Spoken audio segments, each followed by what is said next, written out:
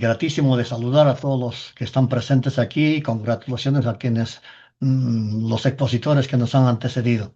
En efecto, como lo manifiestas, el eucalipto es uno de las especies forestales más utilizadas en el país para aspectos de forestación, tanto desde los gobiernos regionales, los sectores como el Ministerio de Agricultura y, por supuesto, las municipalidades. Pero tiene algunas connotaciones que vale la pena explicarlos, obviamente.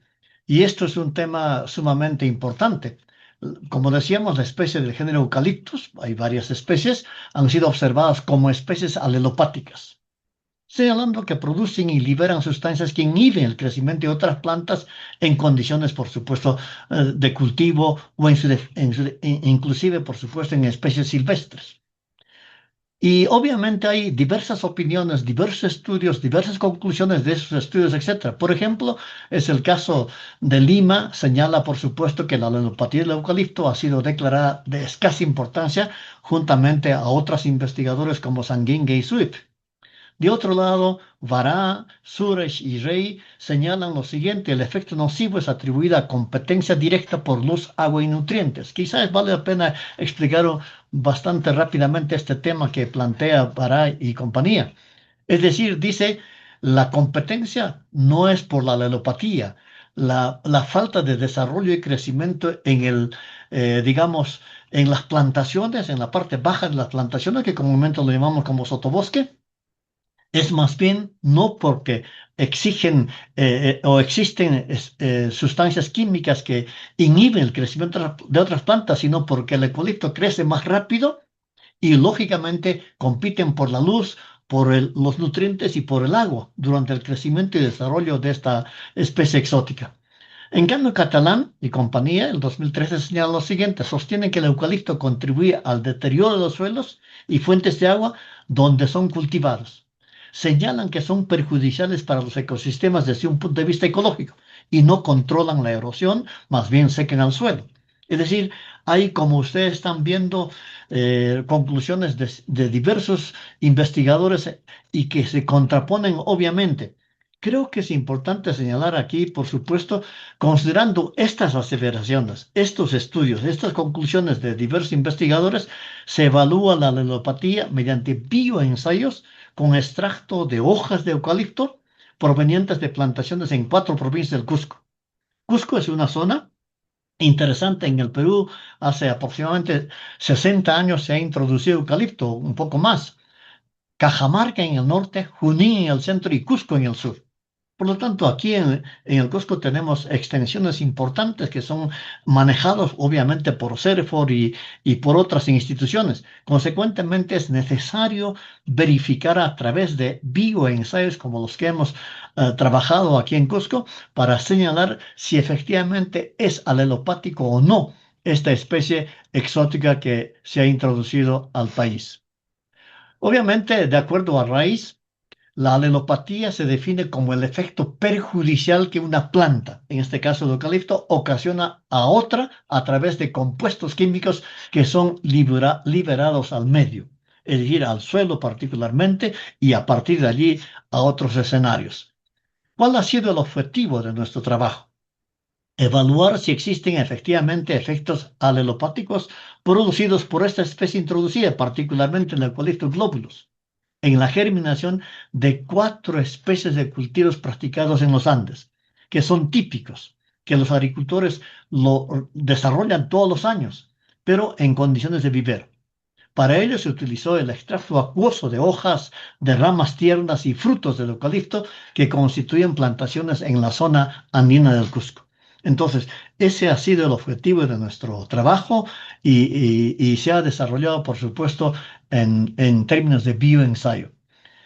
En este capítulo de materiales y métodos, obviamente, como hemos explicado, se utilizaron hojas frescas, hojas secas, ramas tiernas y frutos de eucalipto, de esta especie de Eucalyptus globulus, y colectadas en las plantaciones ubicadas en la zona andina del Cusco.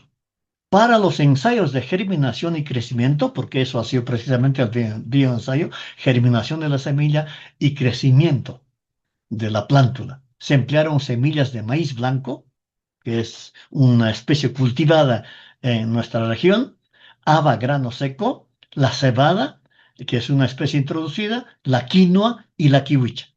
Como ustedes ven, son cultivos andinos que se cultivan todos los años y que inclusive exportamos algunos de ellas.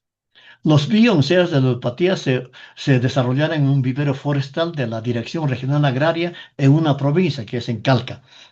Obviamente, las muestras colectadas fueron hechas en plantaciones de eucaliptos existentes en 4 provincias que son típicamente identificadas como las extensiones mayores en plantaciones de eucalipto y que tienen aproximadamente más de 60 años.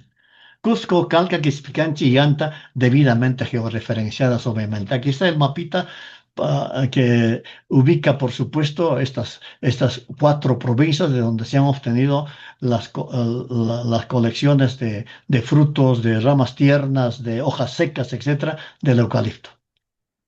El extracto acuoso de estas eh, ramas tiernas, de las hojas tiernas, de las hojas maduras, de las hojas secas y de los frutos, se obtuvo mediante el método descrito por Pérez y compañía.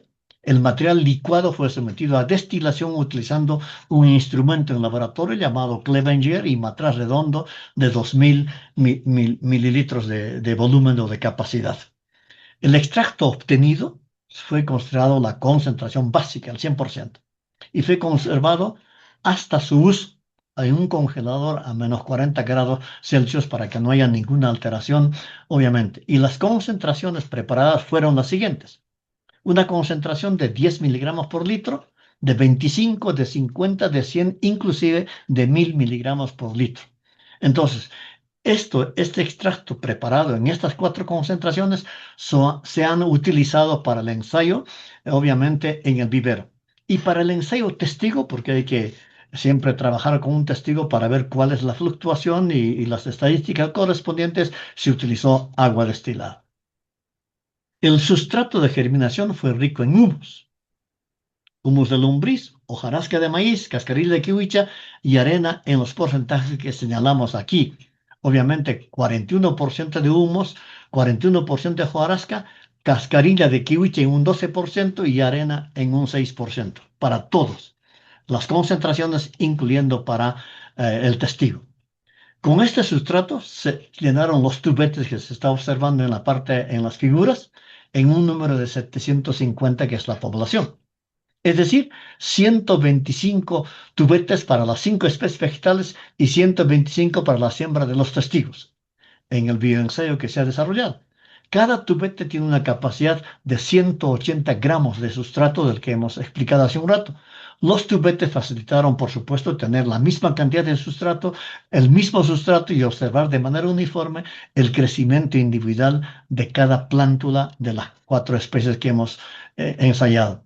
Los 125 tubetes utilizados para cada especie fueron distribuidos 25 tubetes para cada una de las 5 concentraciones y 25 tubetes para los testigos de cada especie. Haciendo un total, por supuesto, el tamaño de la población en 750, digamos, tubetes. Una vez realizada la siembra, se procedió a regar individualmente empleando una jeringa de 15 mililitros para cada concentración. Durante 4 semanas, durante un mes se fue regando. La primera semana se regó cotidianamente y a partir de la segunda semana en forma interdiaria. Aquí las fotografías nos están evidenciando obviamente tanto la preparación de los tubetes, el riego de cada uno de ellos y lógicamente el desarrollo después de las 4 semanas. En la cuarta semana, cuando las plántulas desarrollaron, se procedió a extraerlas, a lavarlas para medir la longitud total. Luego se seccionó la raíz para pesar independientemente tanto el tallo y la raíz. Se midieron también la longitud de la raíz y la longitud de la plántula, del talluelo. Y para ello se han utilizado una regla milimetrada y una balanza de precisión. Todas las pruebas y análisis están sustentadas en metodologías del MINAM, BASAN, el Departamento de Agricultura de los Estados Unidos, del Ministerio de Agricultura y Riego, etcétera, y otros autores más. Para el análisis de la información obtenida sobre la ludopatía, se utilizó el software Trend, utilizando tres métodos de tendencia: T-de-Students, prueba de Spearman y la regresión lineal, para determinar la significancia de cada uno de los tratamientos en las concentraciones que he explicado. La población de ensayo está referida a la cantidad de semillas de las especies utilizadas para el bioensayo. Se considera por cada especie la cantidad de 125 semillas seleccionadas, tal como lo hemos explicado, haciendo un total de la población de 750. De la población de referencia, que son 750 semillas, que es una muestra finita, se eligió el tamaño de la muestra utilizando la fórmula que, según Milton y Bock et al., es la siguiente. Obviamente aquí n minúscula no es sino el tamaño de la muestra a ser determinada, tomando en cuenta, por supuesto, esa población. N mayúscula es la población, 750, el nivel de confianza, que es el 95%, P la probabilidad de que esas 750 semillas puedan formar parte de la muestra, y Q de que no puedan formar parte de la muestra. Error, obviamente, E es error, con un 5% de error. Como quiera que la población es menor a 1500, se utiliza N-1, nivel de confianza por P y Q. Esa ha sido la ecuación para determinar cuáles son nuestros resultados. Voy a ser bastante rápido aquí, habida cuenta del tiempo que nos han indicado, aunque para nuestro amigo precedente le han dado más de una hora. Resultados: supervivencia en la etapa de Sí, no se germinación. preocupe, doctor. Sí, adelante, hermano. Muchísimas gracias. Supervivencia en la etapa de germinación de las semillas. Tenemos este cuadrito en términos globales, en términos de promedio. El testigo y las cinco concentraciones: 10 miligramos por litro, 25, 50, 100 y 1000 miligramos por litro. Consideramos que 1000 miligramos por litro es inclusive una concentración bastante alta de supuestos sustancias químicas alopáticas existentes en una plantación, en el suelo de una plantación. El testigo, ven ustedes, han supervivido 112 individuos de 125, es decir, 89,6. A una concentración de 10 miligramos, 92%. A 25 miligramos, 88,8%. A 50 también 88,8%. A 100 miligramos, 87%. Y a 1000 miligramos, una concentración bastante alta, 89,6%, igual a la del testigo. En términos globales, supervivieron 670 individuos. Esto implica 89,3% en términos promedio. Entonces, esos 670 se convierten, por supuesto, en la población de ensayo para las mediciones, mensuraciones, etcétera, etcétera. Entonces, aquí hay que tener en cuenta lo siguiente. Considerando la supervivencia de las plántulas en este bioensayo, se procedió a determinar el tamaño de la muestra para las mensuraciones de las plántulas en lo referente a longitud y peso, tanto del tallo y de la raíz. El tamaño de la muestra N, con un nivel de confianza del 95% y un error del 5%, calculado por supuesto utilizando la ecuación anterior, fue de 244 individuos. Y como quiera esos 244 individuos fueron parte de la muestra, tuvo que afijarse y se utilizó la fijación proporcional. Entonces, aquí es interesante señalar que, una vez desarrollado, por supuesto, este es el total de la población de los supervivientes, que es el tamaño de la población, y utilizando la ecuación se ha determinado el tamaño de la muestra a ser medido, evaluado, etcétera, para determinar la alopatía de cuatro especies en las cinco concentraciones, ¿no? Entonces, eso es lo que tenemos en el testigo, el número de individuos 112, etcétera, haciendo un total de 670, como habíamos indicado. Muy bien, los resultados del análisis de la alopatía en cada una de las especies fueron considerando los promedios, así como el peso de la plántula y las medidas longitudinales. Entonces, vean ustedes, en el primer caso, en el caso de la haba, Vicia faba, ¿cuál ha sido los resultados en las concentraciones estudiadas, en las cinco concentraciones para Vicia faba? Vean ustedes, longitud del tallo y el peso, tanto del tallo como de la raíz en términos de longitud, y para el peso también la raíz y del tallo. Se han evaluado, se han medido, etcétera. El testigo, la longitud es 25,50. Y vean ustedes, para 10 es 25,60, un poquito más grande. Para una concentración de 25 miligramos por litro es 25,85. Para una concentración de 50 es 21,40. 100, 26,45. Y para 1000, una concentración alta, 25,50. Igualmente, en el caso de la raíz, en términos globales, ¿cuál es la fluctuación porcentual? Es negativa en este caso, alrededor del 7%, es decir, menos 6,8%. En el caso del peso para vicia fava, tanto de la raíz como del tallo, hay una fluctuación porcentual de alrededor de 1,7 negativo. Sin embargo, en las concentraciones de 50 y de 100 son superiores a obviamente, a la del testigo, ¿no es cierto? Entonces, eso es un tema interesante. ¿Qué ocurre? Aquí están las muestras que se observan, el testigo, concentración de 10, de 25, de 50, de 100 y de 1000 miligramos por litro. Y aquí está obviamente la plántula y la raíz para las concentraciones del testigo y para las otras 5 concentraciones que son resultados obviamente del bioenseo que se ha desarrollado. Entonces se observa de que efectivamente no hay mucha diferencia, hay una disminución muy poquísima en este sentido, ¿no? Para el caso del maíz. En el caso del maíz, resulta el testigo en caso de longitud tiene 23, el resto es superior a la del testigo. Igualmente en el caso de la longitud de la raíz, igualmente en el caso del peso. En términos porcentuales y en promedio, obviamente, respecto al testigo, en todos los ensayos es superior y en términos de promedio tenemos más 7,3%. Igualmente en el caso del peso, tanto de la raíz como del tallo para el maíz, en todas las concentraciones aplicadas, por supuesto, son superiores a las del testigo. Y obviamente aquí implica el incremento porcentual es de 44%, que es sumamente alta. Por supuesto, aquí son las fotografías del bioensayo una vez que se ha desarrollado, como hemos reiterado, después de las 4 semanas.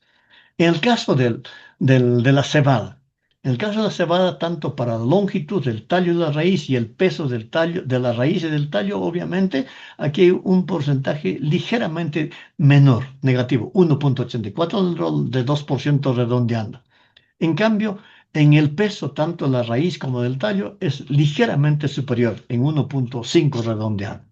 Es decir, para el caso de la cebada, en la longitud es ligeramente inferior respecto del testigo y es ligeramente superior en el caso del peso de la plántula. Aquí están los ejemplares, las muestras que se han observado y medido, por supuesto. Para el caso del quinoa. El quinoa es un producto sumamente interesante, se exporta desde Cusco, obviamente, y se han medido, por supuesto, la supuesta alelopatía respecto de la concentración de estos supuestos químicos que podrían inhibir el desarrollo de estas plántulas, de estos cultivos. El testigo 22,8 y a 1000 miligramos es 22,85. Claro, es muy similar, por supuesto, pero en otras concentraciones a 10 es 25,55, 23, etcétera, ligeramente superior. En términos porcentuales y promedio, es superior en 1,7%, ligeramente superior. En cambio, para el peso de raíz y el tallo, sí es altamente superior a 34%, en el caso de la quinoa. Estas son las fotografías que evidencian los resultados del bioensayo. Para la kiwicha, que es otro rubro interesante, como ven ustedes aquí, el promedio porcentual es ligeramente inferior en 3,44% en cuanto a longitud. Igualmente, en cuanto a peso, es alrededor del 7,1% inferior respecto al testigo. Entonces, aquí están las muestras que se observan. Por lo tanto, quizá aquí podemos ir desarrollando algunos aspectos vinculados. Los bioensayos desarrollados con semillas de estas 5 especies de cultivares de la zona andina del Cusco, se desprende que el eucalipto no ejerce alelopatía. De otro lado, considerando la edad de las plantaciones existentes en Cusco, como hemos indicado, 40 a 60 años, y teniendo en cuenta las concentraciones utilizadas en los ensayos de la alelopatía, se puede colegir que las concentraciones de 1000 miligramos por litro son concentraciones superiores a las probables existentes en el suelo de las plantaciones de eucalipto existentes en Cusco. Entonces, esto es importante señalarlo. ¿Cuáles son nuestras conclusiones arribadas después de este ensayo desarrollado, por supuesto, en un vivero? No existe efecto alelopático del extracto acuoso de hojas, de ramas tiernas y semillas de Eucalyptus globulus sobre la germinación, sobre la longitud de los tallos, sobre la longitud de las raíces y el peso de las plántulas de estas especies, Vicia faba, Fea maíz, Orden vulgarica, Nopurium quinoa y Amaranthus caudatus, en ninguna de las concentraciones ensayadas. Los promedios porcentuales negativos son bajísimos, excepto de uno de ellos que llega a 7% negativo. En Perú se utiliza esta especie de Eucalyptus globulus labil para forestar.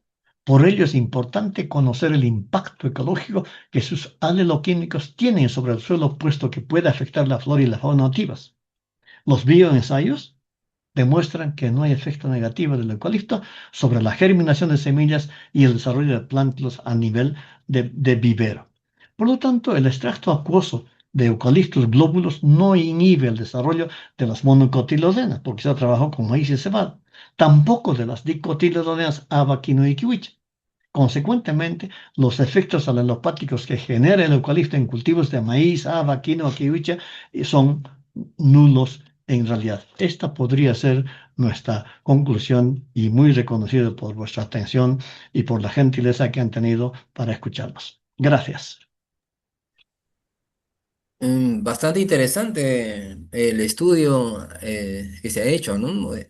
Bueno, nos despeja muchas dudas con respecto al eucalipto. Aunque el trabajo que se han hecho es a nivel de prácticamente de laboratorio.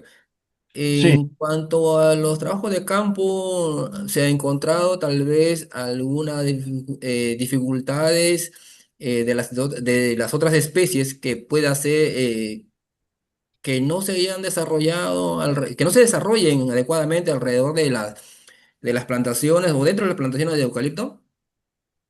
No hemos tenido ninguna dificultad.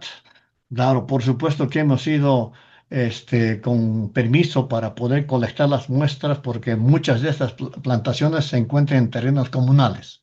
Ujú. Por lo tanto, lo que hemos señalado es de que con el permiso del caso y con la autorización, porque es una investigación patrocinada por la Escuela de Posgrado de la Universidad Andina, y lógicamente lo que hemos Los gobiernos regionales. solicitado el permiso correspondiente y juntamente con los líderes comunales hemos colectado las muestras de las plantaciones de eucalipto.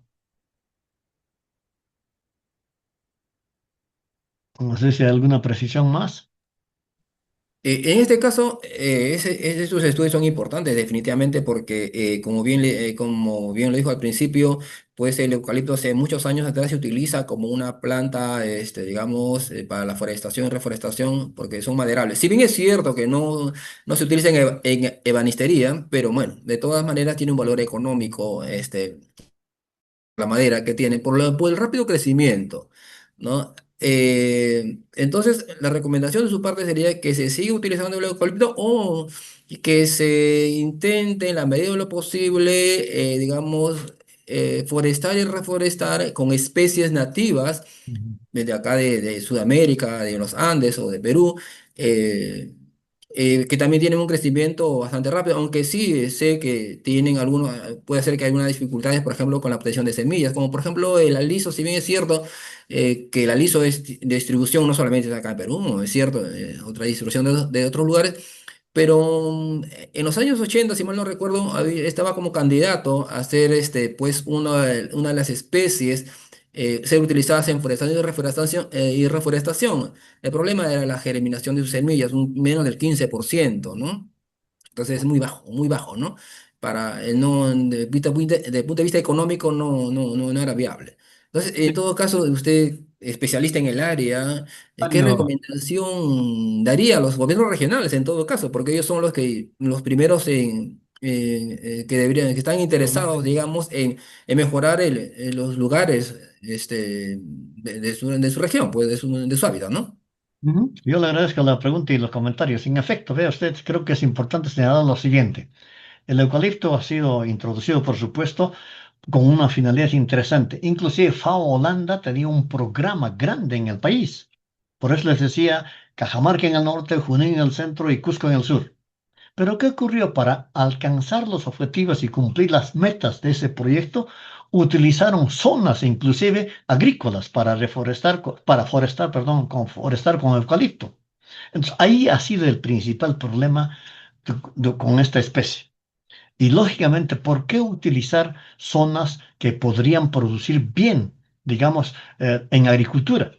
Y emplearon, por supuesto, eucalipto en ese sentido. Por eso es que el eucalipto ha sido condenado, ha sido criticado. Yo los denomino, por supuesto, un aspecto de equivocación y error. Muy bien, ahora sí, lo siguiente. Creo que es interesante señalar lo siguiente. En los gobiernos regionales, quien les habla ha sido gerente de recursos naturales en el gobierno regional Cusco. Vean ustedes, en los gobiernos regionales existen dos gerencias: la gerencia de recursos naturales y la gerencia de producción y desarrollo económico. En la gerencia de recursos naturales para la forestación y reforestación utilizamos, digamos, especies nativas nuestras que están adaptadas desde cientos o miles de años atrás para la recuperación de ecosistemas degradados. En cambio, en la gerencia de desarrollo económico se utilizan especies más bien de interés económico. Entre ellos está el pino, el eucalipto, la tara, por ejemplo, que tiene un desarrollo interesante a efectos de que pueda generar economía y dinamizar la economía. Entonces hay que entender esos dos aspectos. Tercero, creo que es importante especificar lo siguiente. En efecto, hay que indicar de que el eucalipto es una especie exótica. Respecto del pino, el pino tiene una sola tala y después desaparece. El eucalipto, en cambio, puede tener hasta cinco talas, hasta cinco talas. Pero lo llamamos nosotros una especie caméfita, es decir, se corta y rebrota, no así el pino. Hay que tener en cuenta también lo siguiente. En efecto, hay especies exóticas que se han andinizado. Uno de ellos es la retama, esa plantita Spartium junction, lo llamamos aquí, ¿no es cierto? Es el nombre científico de florecitas amarillas. Esta se ha andinizado, se puede reproducir naturalmente, porque esta especie también exótica es española. En cambio, el eucalipto todavía no se ha naturalizado, no se ha andinizado. Necesitamos colectar las semillas para llevarlos, por supuesto, al vivero, y lógicamente reproducir, haciéndole, por supuesto, los mecanismos correspondientes para acelerar la germinación del eucalipto. Pero aquí el eucalipto es interesante. Nosotros hemos dirigido una tesis juntamente al desarrollar este proyecto de investigación y lo han denominado economía del eucalipto. Antes, las viviendas de los campesinos tenían apenas 2,5 metros, algo así, porque utilizaban madera nativa. En cambio, ahora las viviendas de los campesinos son mucho más grandes, etcétera, porque utilizan madera de eucalipto. Vean ustedes, las casas comunales, etcétera, son grandes, amplias, etcétera, porque utilizan madera de eucalipto. Hay que tener en cuenta también lo siguiente: el eucalipto sí se utiliza para parqués y para muebles, pero hay que trabajarlo en fresco, porque es una madera muy dura. No entra ni siquiera el clavo de acero si es que está seco.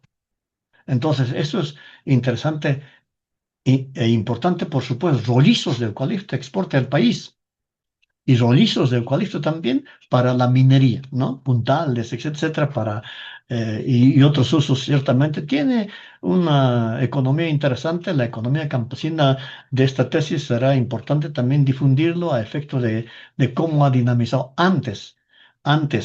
El campesino vendía su ganado si es que tenía una emergencia en salud, etcétera. Hoy vende un árbol de eucalipto. Entonces son aspectos interesantes de la economía, obviamente local, utilizando el eucalipto. Y creo que es importante señalar de que efectivamente el eucalipto debe de utilizarse, pero en zonas donde no debe de competir con la agricultura o con otras especies nativas. Tiene Por supuesto, hay que ubicar y la zonificación económica ecológica será una herramienta interesante a efecto de que dónde podemos reforestar, dónde podemos forestar, dónde podemos obviamente recuperar suelos degradados con especies nativas, etcétera. Sí, para aclarar primero para aclarar, o sea, forestación y reforestación sabemos que no es lo mismo, ¿no, doctor? No sé si nos puede dar un alcance la diferencia entre forestación y reforestación. Reforestación significa recuperar el ecosistema con las especies existentes o que existían. Y forestación es introducir una especie que no existía en ese ecosistema. Por eso decimos del eucalipto, del pino, etcétera, no lo llamamos bosque, lo llamamos plantación. Y se puede forestar porque estamos obviamente introduciendo una especie que no es preexistente. Entonces se reforesta con queuña, con chachacomo, etcétera, porque son especies que existían antes. Y en los, obviamente, ecosistemas degradados hay que utilizar especies nativas que existían allí para reforestar. Y forestar es introducir otras especies, inclusive las nativas que no existían en esa zona. Eso es importante señalar.